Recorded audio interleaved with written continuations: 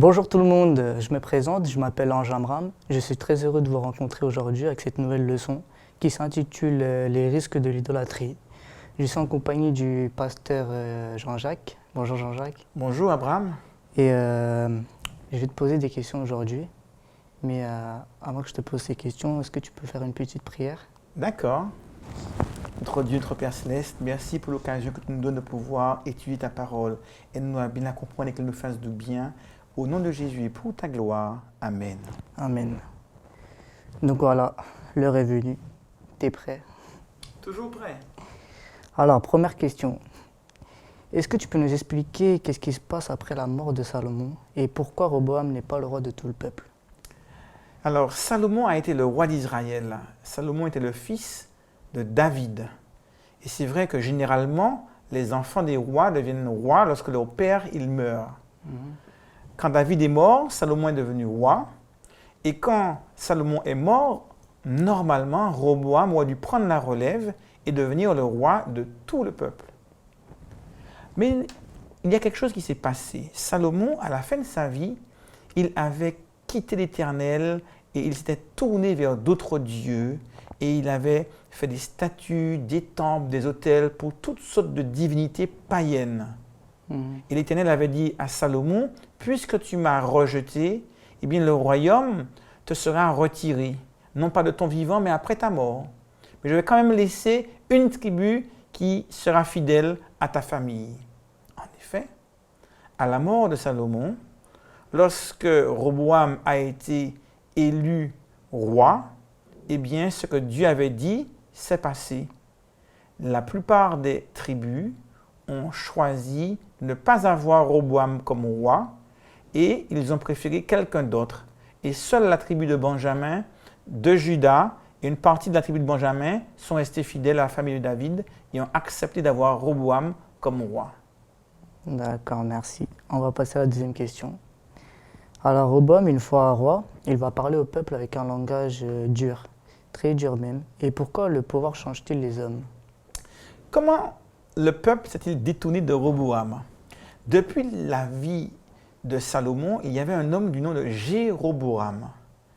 Et il a été l'ennemi de Salomon durant tout son règne. Il a même dû fuir en Égypte. Après la mort de Salomon, il est retourné en Israël et il a commencé à faire de la politique, à rassembler les uns et les autres et à leur dire qu'il faudrait qu'il soit lui le roi. Alors, à la tête d'une délégation, ils sont allés voir le fils de Salomon qui venait d'être nommé roi, Roboam, et lui ont posé une question. Tu as vu comment Salomon nous a donné beaucoup d'impôts. Nous aimerions que tu diminues les impôts parce que c'est trop pesant, c'est trop dur pour nous de payer tout cet argent. Parce que c'est vrai que Salomon menait une vie très, très luxueuse. Et pour mener une vie luxueuse, avec plus de 1000 femmes et concubines, beaucoup de serviteurs, il fallait beaucoup d'argent. Donc le peuple payait énormément d'impôts. Et Roboam, lui, il voulait continuer à vivre comme son père, dans le luxe, dans la richesse. Quand Jéroboam, à la tête d'une délégation du peuple, lui demande de diminuer les impôts, alors il réfléchit en disant « Donnez-moi 3 jours et je vous répondrai ». Il va consulter les anciens qui étaient là à l'époque de son père pour leur poser la question « Mais que devrais-je répondre au peuple ?» Ils lui disent « Diminue les impôts ». Si tu diminues les impôts, alors le peuple sera content. Que fait-il? Il ne les écoute pas, il va demander conseil aux jeunes de son âge, qui lui répondent « Au contraire, montre que tu es le chef, montre que tu as le contrôle et que tu as de l'autorité et augmente les impôts. » Et il va répondre à Jéroboam et aux autres « Eh bien, à votre demande de diminution d'impôts, je vous répondrai qu'au contraire, je serai encore plus dur que mon père et je vais augmenter les impôts. » C'est ainsi que Roboam et le peuple vont répondre à Jéroboam et le peuple. Ils répondront à Roboam le roi en disant « Eh bien, puisque c'est comme cela, on ne veut plus de toi comme roi. » Et tout Israël va quitter Roboam et ils vont choisir Jéroboam comme roi. Seule la tribu de Juda, la demi-tribu de Benjamin restera fidèle à Roboam. On voit donc que Roboam était très dur. Il était très dur parce que c'était un homme qui, au départ, eh bien, n'a pas voulu écouter le conseil des sages d'Israël qui étaient là du temps de son peuple. Parce que lui, il faisait davantage confiance aux jeunes qui donnaient de mauvais conseils qu'à ces hommes d'expérience qui avaient vécu des choses fortes avec leur Dieu. C'était aussi une réalisation de la prophétie de Dieu, qui avait déjà prophétisé que le royaume se serait séparé après la mort de Salomon.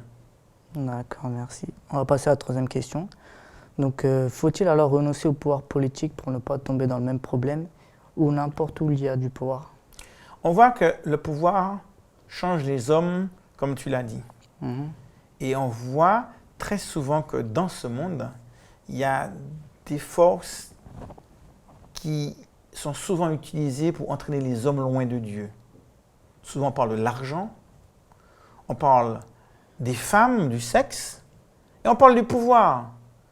Et dans cette histoire, depuis Salomon et les autres, il y a de l'argent, des femmes et le pouvoir.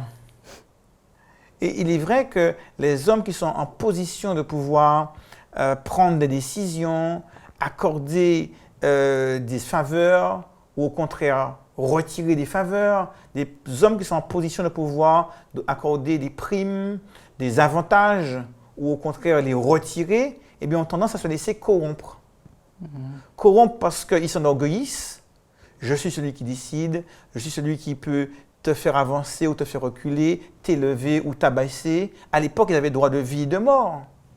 Et donc, lorsqu'on a cette capacité de décider du sort des autres, on est exposé au piège de s'enorgueillir. On est aussi exposé au piège de se laisser corrompre pour pouvoir obtenir des choses de la part des uns et des autres. D'accord. Et quand Rehoboam a renforcé son pouvoir, il abandonne Dieu. Et pourquoi c'est juste quand on est faible et en difficulté qu'on prie avec beaucoup de sincérité? Oui, c'est vrai. Lorsqu'on est riche, lorsqu'on a tout ce que l'on veut, on se sent moins dépendant de Dieu. On peut avoir le sentiment qu'on peut s'en sortir tout seul, sans avoir besoin de prier, sans avoir besoin de lire sa Bible, sans avoir besoin de Dieu. On a un travail, on a de l'argent, on a une voiture, on a une maison, on a une famille. Mais lorsqu'on a on vit des choses difficiles, comme le chômage, la maladie, ou bien une rupture parce que notre fiancé nous a quittés, ou bien notre petit copain, ou bien notre conjoint, on se sent faible, on se sent dépendant. Et quand on se sent faible, on réalise qu'on voudrait, mais qu'on n'y arrive pas. Alors, on cherche du secours. Et vers qui allons-nous trouver du secours? Lorsqu'on est croyant, on se tourne vers Dieu. Dieu.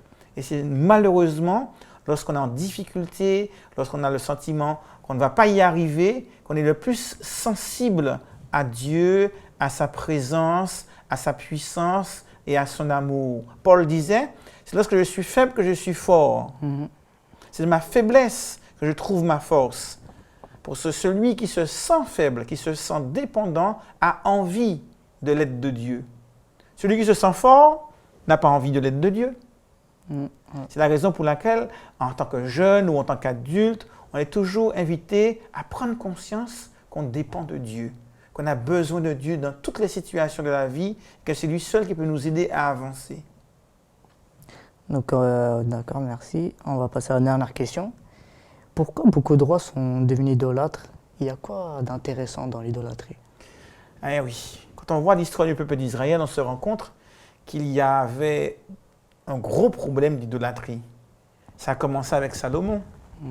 Salomon a commencé très bien sa carrière de roi, en priant Dieu, en lui demandant de la sagesse, de l'intelligence. Et petit à petit, on va voir qu'il va se tourner vers les divinités païennes. Il va construire des temples, des autels pour les faux dieux. Et la Bible nous dit très clairement qu'il a commencé à se tourner vers les idoles à cause de ces nombreuses femmes, de ces nombreuses concubines, qui, elles, n'étaient pas membres du peuple d'Israël, qui venaient de peuples et de tribus extérieures à Israël, et qui adoraient des faux dieux. Et par amour pour ces femmes, il s'est laissé corrompre, et il a commencé à adorer les divinités païennes. Et malheureusement, on va voir que les rois qui ont suivi, eh bien, sont tombés dans le même piège. Très souvent, ils ont eu cette tentation d'aller vers les faux dieux. J'ai un voisin qui, lui, eh bien, dit être hindou, mais qui aussi se tourne vers le bouddhisme, qui, quand il y a un problème, il va à Lourdes, et qui prend un petit peu de toutes les religions, le christianisme, l'hindouisme, le bouddhisme, etc. Donc, cela nous montre que les hommes qui s'éloignent de Dieu et qui ont besoin d'aide sont parfois tellement désespérés qu'ils sont prêts à aller un petit peu partout. Il y en a qui pratiquent l'occultisme tout en priant à l'église. Et c'est pour cela que dans la Bible, Jésus a l'occasion de dire, on ne peut pas servir Dieu ou Mammon. Il faut faire un choix. Celui qui fait le choix de servir Dieu, de le servir de tout son cœur, de toute sa pensée. Il ne peut pas dire, je me tourne un peu vers Dieu, un peu vers mes copains, un peu vers les autres, un peu vers mon banquier, etc. Quand on est avec Dieu, on doit être avec lui à 100% de tout notre cœur. Mais malheureusement, ce n'est pas ce qui s'est passé en Israël. Souvent, ils ont voulu se tourner vers d'autres dieux également. Et même si on n'a pas d'idole, dans le même sens que dans ce passage biblique au XXIe siècle, dans le monde occidental, on a quand même une certaine forme d'idolâtrie lorsque l'on se tourne vers d'autres choses que Dieu pour pouvoir trouver du secours. Alors, lorsqu'on est face aux défis de la vie, ce texte et ce passage nous aident à comprendre qu'on doit toujours ne faire confiance qu'à Dieu et ne compter que sur lui pour pouvoir faire face à tous les défis de l'existence. Okay, merci pasteur pour cette leçon. Je vous souhaite une bonne étude à tous et à la prochaine. Au revoir. Au revoir.